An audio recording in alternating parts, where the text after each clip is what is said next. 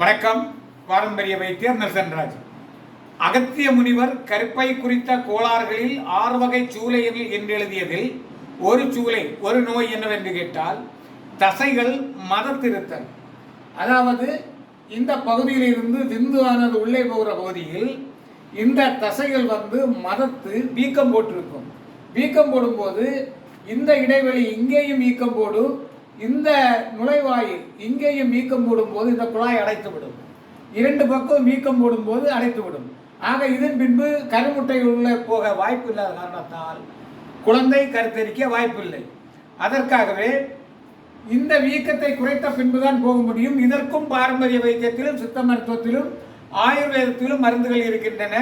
இந்த உண்மைக்கு புறம்பாக கூறும் இந்த செம்பருத்தி பூ நபர்களிடம் இதற்கான சிகிச்சைகள் கிடையாது.